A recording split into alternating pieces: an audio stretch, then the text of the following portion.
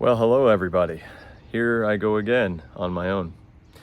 It's your brother Timothy from the Adjacent Statements podcast, and this week will be another solo upload. Once again, the same old, same old. Isaac and I have very different schedules, and it's not always easy for us to connect and meet up and do our thing.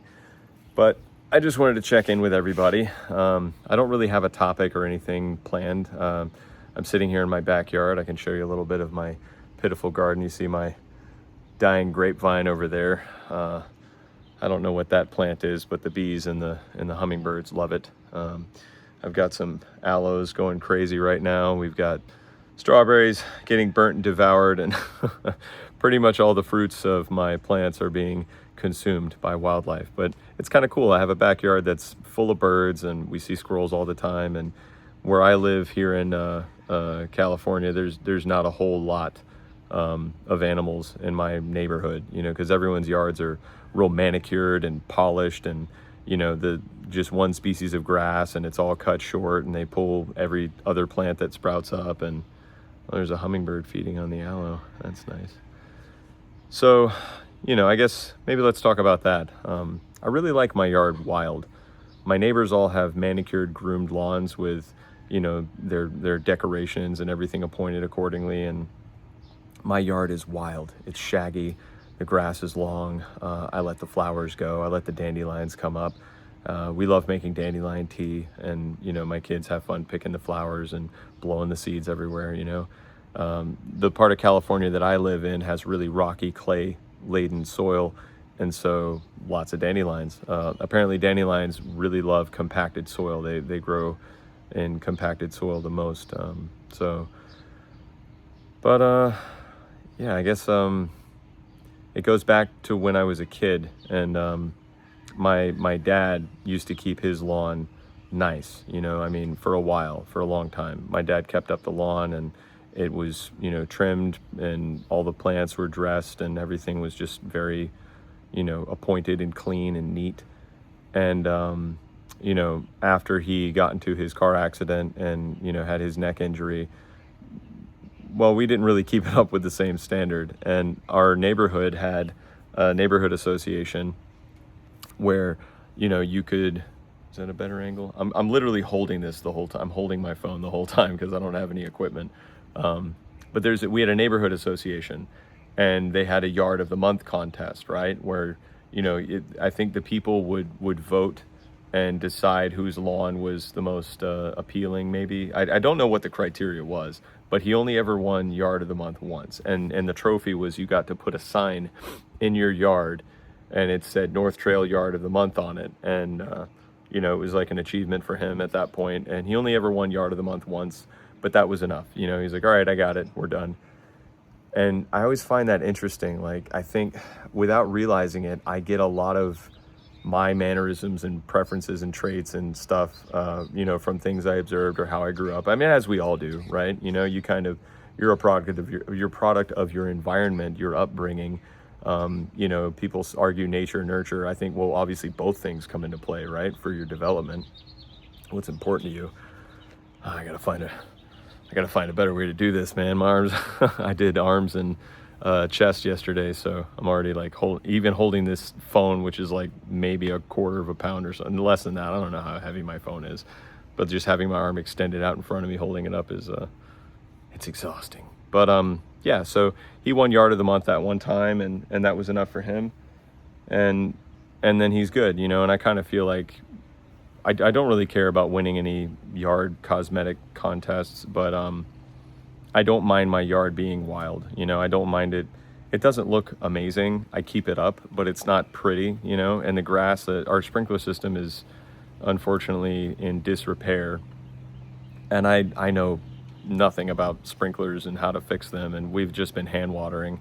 So a lot of the grass is dying back, and, there's parts of the yard that were always kind of rough, and we're just doing the best we can, really. But it doesn't look horrible, but I know it's not the prettiest yard in the neighborhood. But I think I like it because we get lots of animals, which is cool. I always like that. I grew up in a wooded area of North Carolina. Now, we didn't live in the woods, but, where we were, like, they had just cut a path through the woods and, scooped up plots and built houses and so on, right? But we still had a lot of trees around, and we had a literal, section of woods across the street from our house for the longest time. Eventually, the land was bought by a company, and they developed it for condominiums. And so the woods that we used to play in as kids, where we built, our tree houses and forts and things like that, it was all just plowed through and swept clean. And then next thing you know, it's all paved streets and, condos and mailboxes and all that, Sorry, I had to have some coffee. This is my favorite mug. And I don't, fun fact, I don't know if it is fun, but I'll let you see in here. I don't wash this mug, and I only put black coffee in it. And well, here, maybe this will work. You can see the sky for a little bit. Is this fun? Is this a cool angle? I hope I get feedback on this video, because I don't know what I'm doing. But yeah, this I like this mug. I love Legend of Zelda. It's my favorite game. Maybe I'll talk about games in a minute. But what was I saying? Oh yeah, the destruction of our woods that we used to play in. So, we would play in those woods and, hide and seek, tag, capture the flag. We built forts and bases, me and the neighborhood boys, and then it all got plowed through. But anyways, I just grew up in that environment, and I loved it the best. I love, the trees. I love the plants and how they're just, growing as they naturally do. Hiking in wooded trails is one of my favorites. I don't mind a trail that's been really groomed and paved or something like that, but my favorite trails are the ones where it's just a simple path of dirt that, somebody has trodden down, or some bodies, like, that naturally worn trail where everyone's pretty much cutting the same route through the woods. And there's, maybe natural markers, like people will take, fallen limbs, or they'll take rocks and, just to kind of mark parts of the trail that may not be obvious, Oh, there's flies landing on my phone. How nice. And that's just the best to me. I don't know, I love being immersed in nature. I love being immersed in the woods. I've been telling my wife for a long time now that my retirement plan is a cabin in the woods next to a stream or a creek or something, not a whole river. I mean, I'd be blessed to live next to a whole river, but I don't have that expectation. But just, a source of water that is clean, or I can purify myself, which, I know how to build filters and do that. And I just, no electricity, and just, live, kind of like Little House on the Prairie, or maybe even more primitive than that. I don't know. I just think, all the noise of technology in the city, I think that's kind of where my head's at right now as far as what to talk about. Sorry about all the movement, but I'm using my arm as a tripod, and it's exhausted. Isaac and I had a debate about how technology impacts life, and the merits and, flaws with technology. And I think just we can use technology to accomplish great things, but why do we need to? I'll get a little spicy here, but I feel like in many ways, for all the blessings that technology affords us, there's far more detriments than there are blessings. You take electricity, for example. You pay for it, first of all. In most states, in fact, I think in all states, you're not really allowed to generate your own energy. I don't know what all the laws are, but at least in my state, California, you have to be connected to Edison's grid. Because I live in Southern California. You have to be connected to Edison's grid. And, oh, we got a plane? The sun. It's up there somewhere. You can hear it. Nice little, I don't know where it is. There's a small airport nearby, and people fly their Cessnas and small planes frequently, which is an amusing hobby to me. Anyways, so you're not allowed to generate your own electricity around here. Even if you have solar, you still have to be connected to Edison's grid. And so what I'm getting at is, if you're gonna use electricity in your home, you're dependent on the provider of the electricity. You're not able to fully supply your own needs. So if you have electric appliances, if you have a refrigerator, you're keeping your perishable food in a refrigerator, which almost all of us do, and the electricity is not available to you, or you can't afford it, or something, right? Like, let's say there's an issue at the power plant and the grid goes down and we have to wait, well, all right, there you go, you're screwed. You're dependent on something that's, I love the idea of being able to provide for all of my own needs in some way, either myself or my family, or like a tighter community than local government or whatever, you know. But getting back to the point, electricity is a crutch that you become dependent on because someone else can control you, right? I like the idea of, there's a refrigeration technology. I think it's called a Zier pot, where you basically take two clay pots, one bigger than the other, and you fill the space between the pots with sand, and then you fill that with water.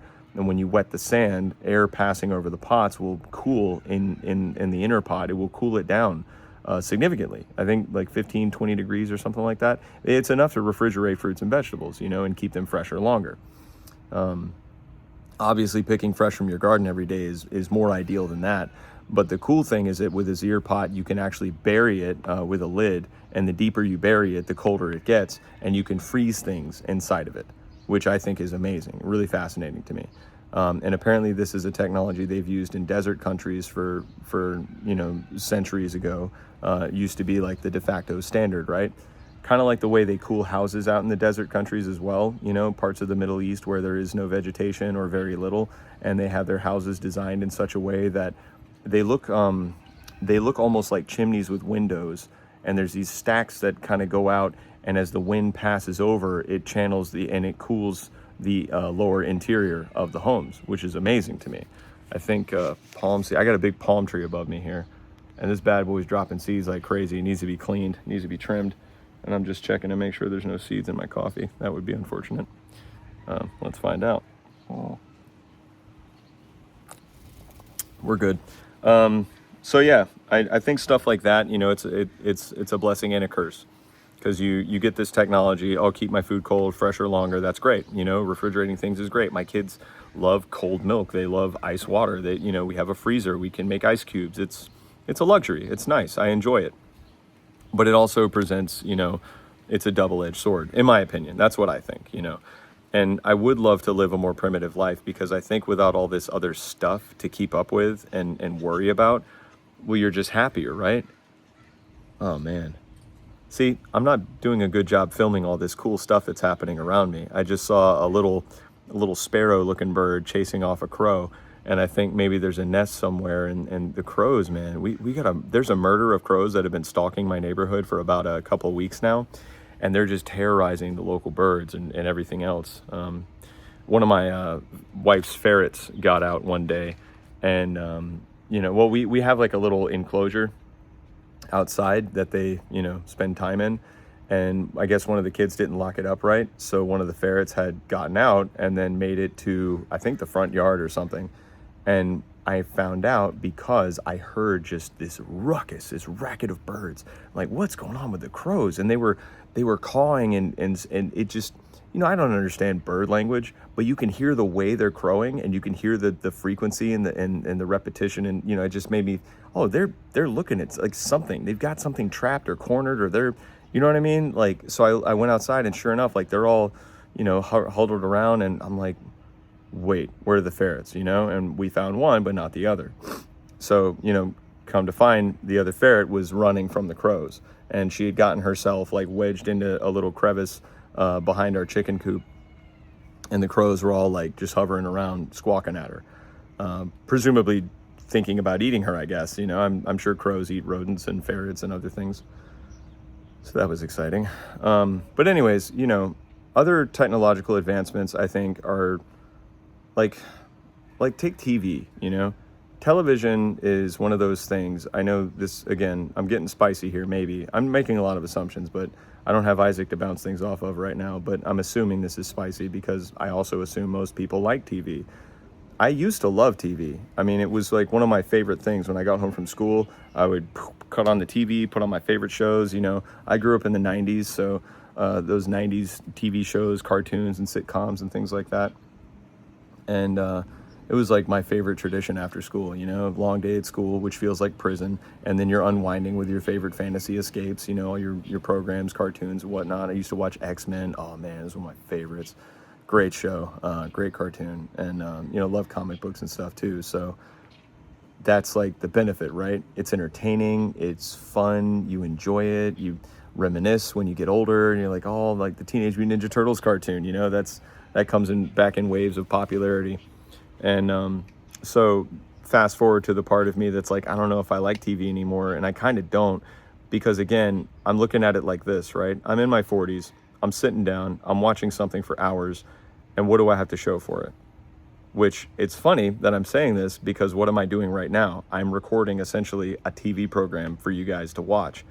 But I think the reason why this feels different to me than that is because we're available. Like, I'm a real person. I mean, those are real people too, right? But you can interact with me. You can comment on this video. You can ask questions. You can make suggestions. You can tell me how much it sucks. You can, you can participate, right? But when we're watching our sitcoms or cartoons or movies, we're not really participating as much. It feels very one-sided, And again, like I've seen movies before where I feel I come away from the movie and I'm like, oh man, that was crazy. Like, a lot of new ideas or thoughts, or even just feeling like, the entertainment of it all. But if I had to lose it, I would be able to, because it doesn't have the grip on me that it used to. Like, it's not an essential part of my life. I grew up in a house where there was a TV in every room, and all the kids had their own TV, and my parents had their own TV, and there was a TV on almost at all times. And now I have 2 TVs in my house. I have one in the living room, and I have one in the den. And the den is basically our multi-purpose room. That's where the kids play. That's where we do laundry. That's where my workout equipment is. It's like our little rec room, whatever you want to call it, maybe. And then the living room is more like the family room, the company gathering, like, let's sit around and whatever. And honestly, we turn the living room TV on very little. And the den TV doesn't get turned on every day either. And we're not like, and I don't have cable. I mean, yeah, we don't have cable. Like, I don't have traditional, on all the time television, like cut it on and boom, there you go. We do have a streaming service now. We have, sorry, I keep switching hands. Man, shout out to Isaac. And well, I think it's excuse me. I think it's actually his wife's, but he has this cool like arm, like it's a clamp, and then it's like a reticulated arm that you can bend and mold and put into different configurations to hold, and it holds like your phone or your camera or whatever. And we've used that thing a couple of times, and it's great. It works wonderfully. If I had that right now, I'm between paychecks, but I do want to buy some more equipment to start doing this better. I think would be nice. But yeah, so we don't have TV in every room, and I feel differently about TV now than I did when I was a kid. It was a much more essential part of my life when I was young. But now as an adult, and the way I'm raising my kids, it's just like none of us really care about it that much, which is kind of nice. It's very refreshing. If my parents cut my show off before I was done with it, it was devastating to me. It was the worst, Wah, Now, like, all right, kids, TV time, like, we'll give them a little time, like, hey, watch a movie or whatever. Like, they don't really watch shows. We'll put on movies. We have a DVD player. We use that more than we use the streaming.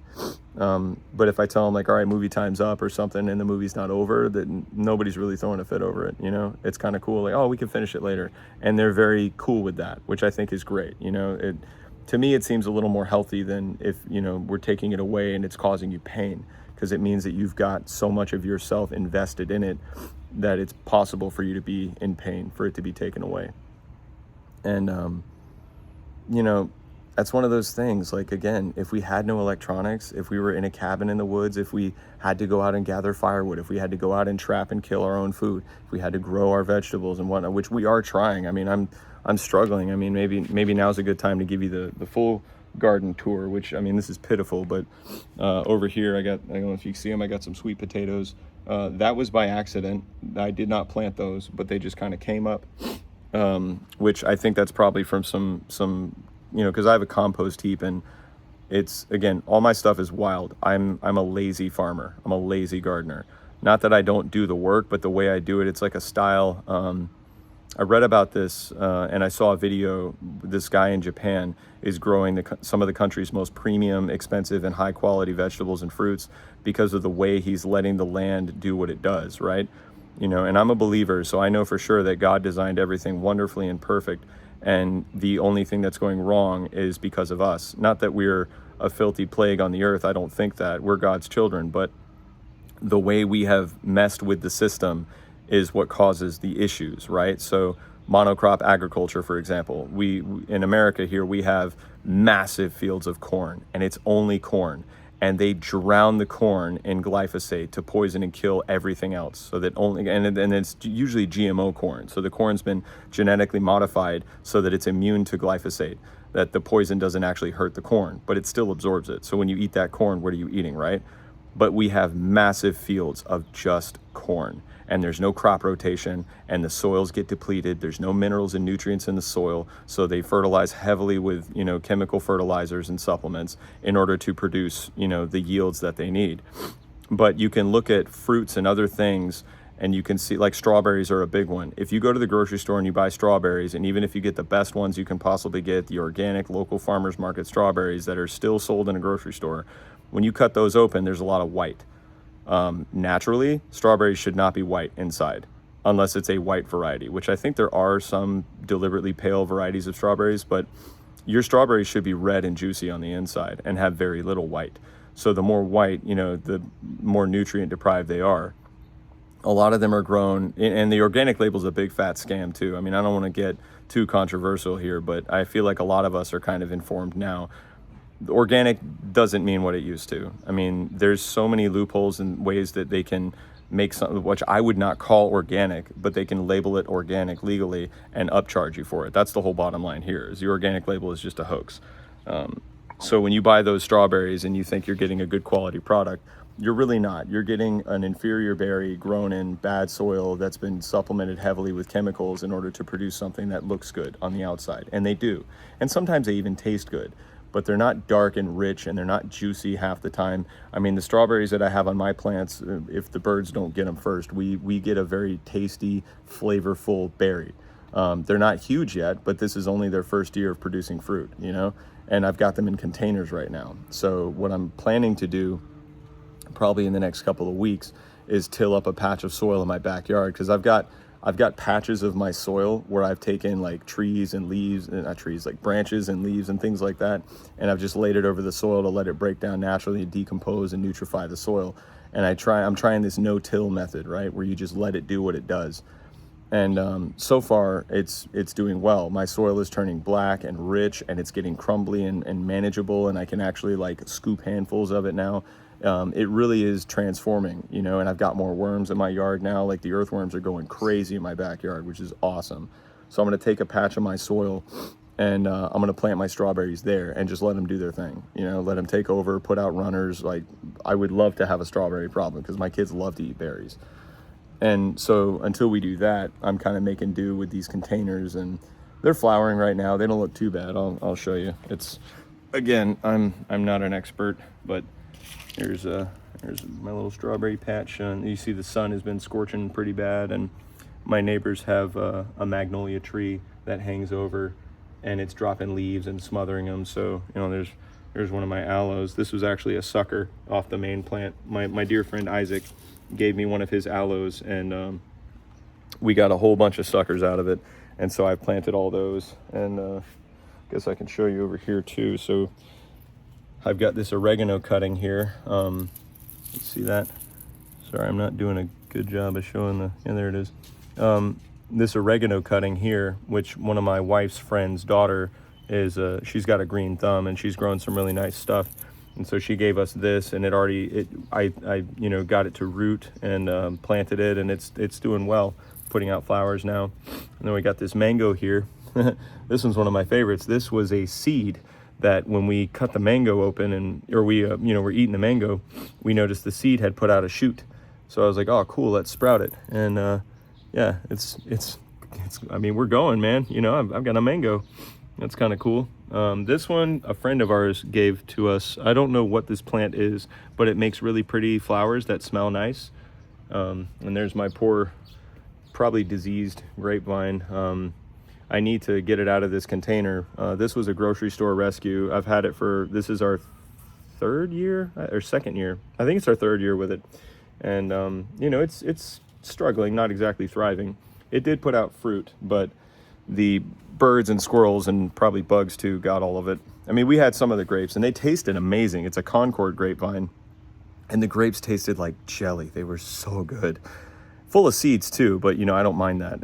Your plants, fruits, and vegetables should have seeds. Seedless is not the best idea. And I'm sure it's nicer, like, oh, it's nice to bite into a piece of fruit and there's no seeds to worry about, but your food should have your plant foods should have seeds in it, or at least your fruits and vegetables, right? Because if they don't have seeds, then how are you going to grow more?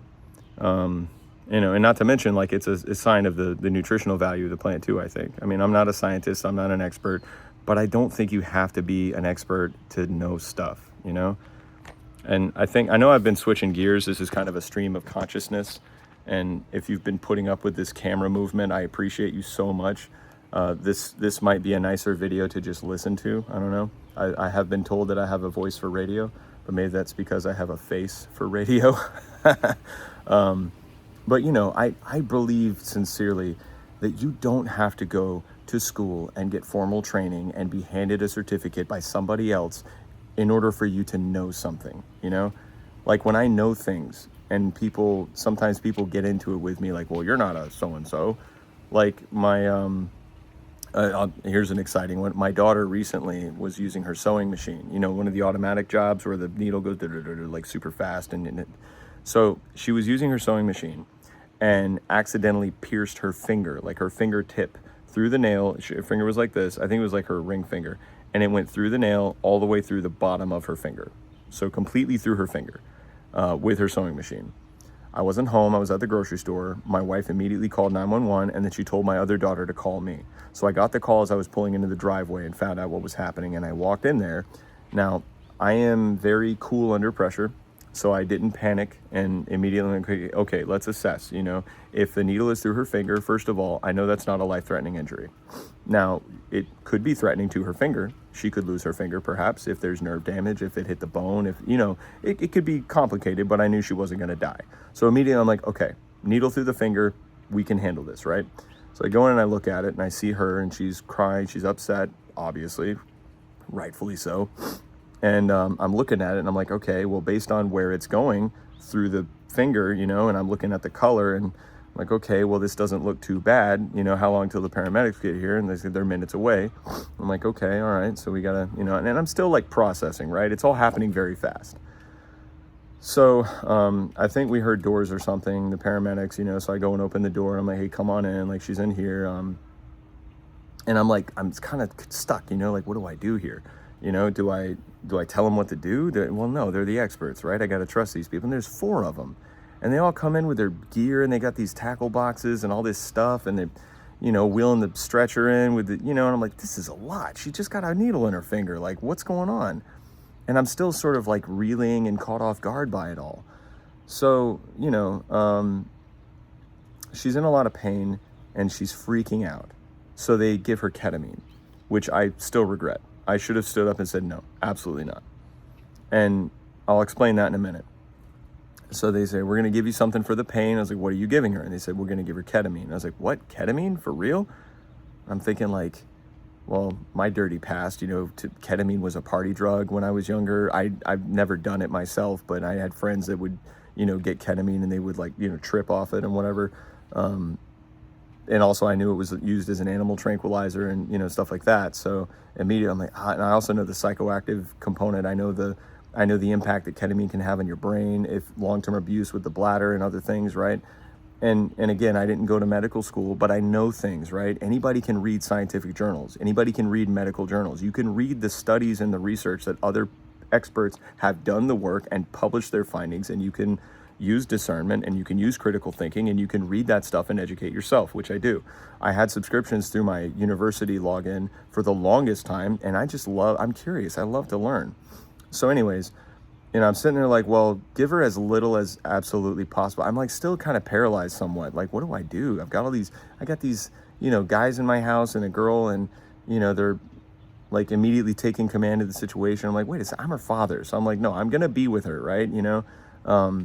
I was like, hey, where can I be that I'm not in your way? Because I need to be with my daughter. Oh, right here's fine. I was like, all right, cool.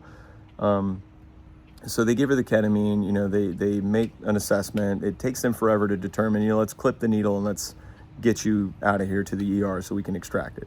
And I'm sitting there, I'm still like, what do I do? I feel like a failure, I feel like I let my kid down. So anyways, the ketamine starts making her feel like she's flying and she's feeling real loopy. It was, oh, well, of course, and my wife reported her weight incorrectly, so they gave her a lot less, than a dose for her weight, which I'm thankful for. She got less than she was gonna get. And they take her to the ER, and then, about 2 hours later, she's home. So when she got to the hospital, it was a whole lot of waiting, Most of it was processing the insurance. Most of it was figuring out how the money's gonna come, to the hospital. And then she sees the ER physician, who then's like, all right, you want me to sedate you or numb you up? He's like, well, I don't want any more drugs, and I don't want you to put a needle on my finger. I guess just take it out. She's like, okay. So she gets some pliers and then whoop, pops it out. And that's it. That's it. No cream, no thing, no bandage, literally nothing. Didn't dress the wound, pulled the needle out. All right, cool. Here you go. That'll be $8,000. And then I go pick her up, and upon reflection, we get her home, and they gave us prescriptions, which we didn't fill because we don't do antibiotics. Antibiotics are harmful, by the way.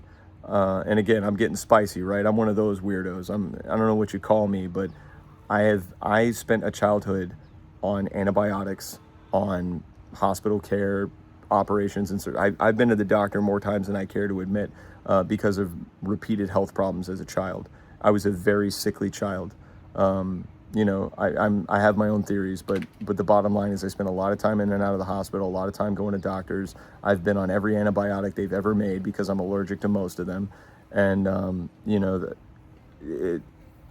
my health nightmare ended when I started, fasting, exercising, eating clean food, getting more sunlight. I stopped getting sick all the time. When I stopped going to the doctor, I stopped getting sick all the time. That's my personal experience. I'm not giving anyone medical advice here. I'm not telling anyone what to do with their body. I'm not telling you should live like I live. But my personal experience is that I was a really sickly kid, and I was a sickly young man, and I've been through a lot. But I am the healthiest now that I've ever been because I get lots of sunlight every day. I exercise. I eat clean food. There's nothing processed going into my body. I don't eat anything with seed oils. I avoid all the things and I didn't sit there and join a faction and decide, yeah, I'm anti-seed oils. But really seed oils are poison and toxic, and you should question what they put in manufactured foods. And you should question things. That's all. I will say that. To anyone watching this video, you should question everything. Question me. Don't take my word for anything. If I tell you something, oh, Timothy said it. I believe Timothy. That's good enough for me. No, I don't want anyone to do that. I want everyone to do their own research. I want everyone to be as curious as possible. I want everyone to just, figure it out, right? Because one of the things that we've been taught since we were young is not to think, is not to question, is to trust the experts, is to listen to whatever somebody says and believe them, right? So when I'm going down my rabbit holes and I'm doing research, and I'm not doing research like some people do where they just look at an Instagram reel and they go, oh, this is the truth, and I'm going to apply it to my life now. I'm reading medical journals. I'm reading scientific journal articles. I'm reading published findings from different experts in their fields who have spent the years of study to discover and understand these things. And then if I don't understand something, I research that. When I'm learning about, I don't know, let's pick a diagnosis. Like when I'm going down the multiple sclerosis rabbit hole, I'm not just going to read well, what is that disease? And what is, what does PubMed say about it? Or what does Wikipedia say about it? Well, how do we understand this disease? Let me go even deeper, right? So regarding the finger pierce injury, I know I'm jumping around. I apologize if that's disorienting. When I reflected on this event in my child's life, and my wife's life, obviously, as well, the angle of the needle and how far away from the position of the needle in her fingertip told me immediately it's not in the bone. The color also told me that it didn't hit a vein or artery. And, well, the way it healed confirmed my diagnosis. Now, I'm not a doctor. I didn't go to medical school, but I know things, My daughter had a severe sprain one year, and I diagnosed it immediately. It's probably, it could be broken. Is it broken? I'm scared of it. I get it. It hurts. You can sprain your ankle bad enough to feel like you broke it. It does feel like something broke, and something did technically break, but not bone. So when I examined it, I touched it, I looked at it, I did I know a little bit about sports medicine from my time as an athlete. I was like, oh, this is a severe sprain. I don't think anything's broken. I don't think you have anything to really worry about. You're going to need to stay off it for a little bit, and then you're going to need to start applying pressure regularly, Well, a relative got in my wife's ear and planted seeds of fear and doubt. We ended up taking her to the ER to get her x-rayed. They x-rayed the ankle, and they determined that it was in fact a severe sprain. And I'm not sitting here tooting my horn saying, I told you so, I was right. But I am saying that, hey, cool, we confirmed the diagnosis, which I know it's like a gamble, maybe, you know, I don't have observational equipment or technology that I can use to confirm what I'm looking at.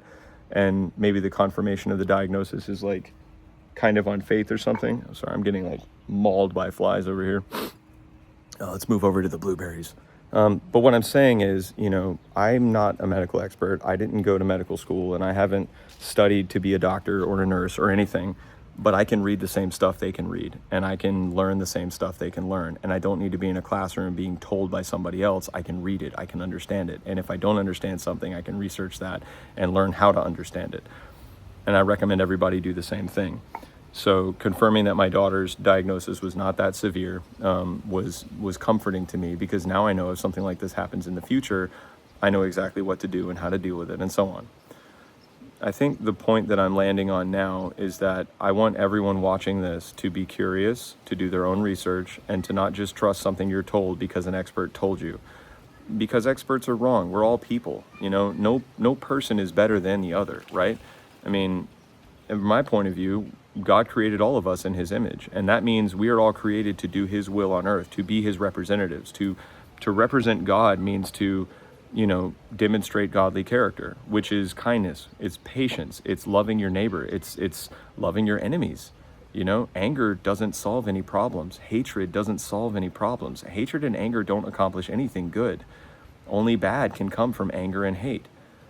I don't think that we should spend our time tearing each other down and making each other feel bad for how we live or how we grew up or what we know or what we don't know. I think we should all be encouraging each other and lifting each other up and helping each other. And, you know, I mean, just to put it out there, since, you know, Isaac and I are openly Christian, you know, like, feels like a weird thing to say, openly Christian, but it's the truth. I won't speak for him, but I can say definitively that I don't judge anyone, you know, because what is church full of? Sinners, you know? Like, you go into church and you're not going to find a room full of people better than you. You're going to find a room full of people who are struggling with the same type of things that you're struggling with. Every single person in that church is subject to temptations, subject to, you know, battles with their own sins. Everybody's got their own favorite sins. You know, for many years of my life, my favorite sin was, you know, drugs and alcohol and being a thief and a liar. And, you know, I was just deeply embedded in my wickedness. And now I fight it and I struggle against it. And it's not easy, and I'm not perfect, and I won't be perfect until I am made perfect. And I believe in the resurrection. I believe in, you know, the harpazo, the calling away, you know, what some people call the rapture, right? I believe that I will be caught up to meet my Savior and transformed in that moment, as Scripture says. But until that day comes, I'm still fighting my battle with sin, and I'm still figuring it out, same as everybody else. So I'm not here to judge anybody. And I know some people feel judged when they encounter me and see how I live my life. Some people feel like I've had somebody, I don't want to name any names, but somebody close to me commented on my physique and my level of fitness. And I'm not, you know, like, you can see my physique. It's not great. I'm okay, right? I'm not out of shape, but I'm not in shape either, right? But to them, they are much less healthy physically than I am. And they commented on, you know, wow, you're always doing these races and you're doing these things and you're so mobile and you're so active and you're strong and da-da-da. And it makes me feel like I'm just a loser and I'm not doing enough and whatever. And what I said to that person is, you know, I'm not anything. None of us are.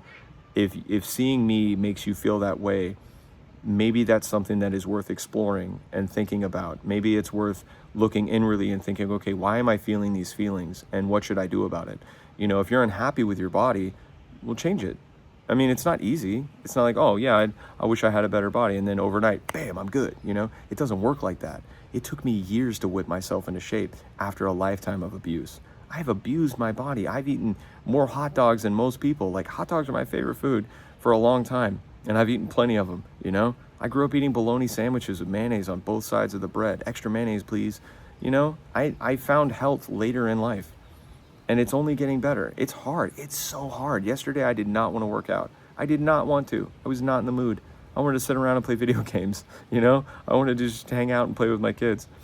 But I hit the gym that I have in my house. I don't have a membership because I can't afford it. But, you know, I did my weight training. I did my arms. I did my back and chest. I did 3 miles of running, you know, and I do love to run, but I'm not always in the mood for it, you know, even though I do love to run, I'm not in the mood for it every day. But that's just it, right? I sit here and weigh the pros and cons, and I'm like, well, when I start my workout, I might hate it, but I've never once done a workout and when I'm done thought, man, I wish I hadn't done that. Always when I do a workout, I feel like, oh, I'm glad I pushed myself into it. I'm glad I did it after all. So I recommend that to everybody, you know, figure it out, explore your own self and think about it that way. But please, I hope nobody watching and listening to what me and Isaac have to say ever feel judged, because we're not here to judge people, man. You know, there is a judge, and it's not us. It's our Father in heaven who will judge everyone individually. And that's it, right? That's the point. The Christian walk is not communal in that way. The Christian walk is individual. We all walk with God. We all walk with Jesus, and we will be held accountable one day for how we lived our lives. Salvation is a thing that you have. It is given. It's a gift, and you have it. And Jesus, if Jesus saves you, he won't lose you.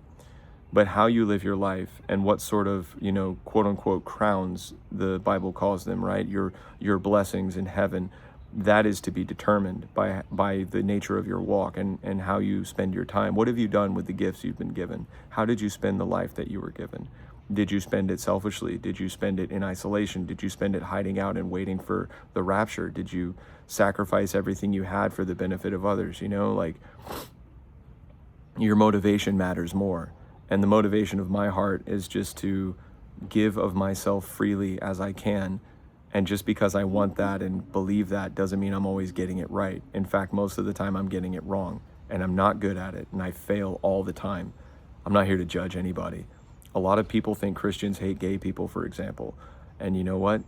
Gay people, again, with the spiciness, I believe that that is something that is between that person and their creator.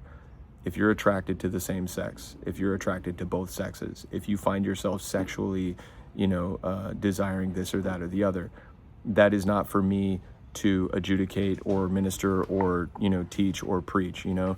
That is not something for me to get involved in. That's between you and God. And I'm not here to judge anybody for it. I mean, the Bible teaches us that a lot of things are sinful and a lot of things are wrong. People will often misquote the Bible and say, well, look at these old scriptures, the Old Testament scriptures that show Solomon had like 700 wives and who knows how many concubines, right? Well, yeah, he did. And it was wrong. And even though he did great things and was a great man, he was also flawed and sinful and subject to the lusts of his flesh. David, King David, a man after God's own heart, he had a man killed so that he could take his wife. And that's who he fathered Solomon through. Bathsheba, he saw her bathing on the roof and he was like, ooh, you know, he saw a naked woman. He was excited by her flesh and he decided he wanted her for himself. So he had her husband sent to the front lines of battle to ensure his death so that he could take that woman to be his wife. A man after God's own heart did this heinous, awful, wicked thing. The Bible is full of people who get it wrong. And those stories are not told as encouragement or endorsement. Those stories are told to show you, hey, look, even the best people of history are still on the same playing field. They are still fallen, sinful. They are still subject to the wrath and judgment of God. Nobody's perfect. None of us can overcome this challenge that we have without the salvation of Jesus Christ, without Jesus taking our burdens. So as your brother, as your friend, as your YouTube channel that you watch, hopefully, I'm not here to judge you.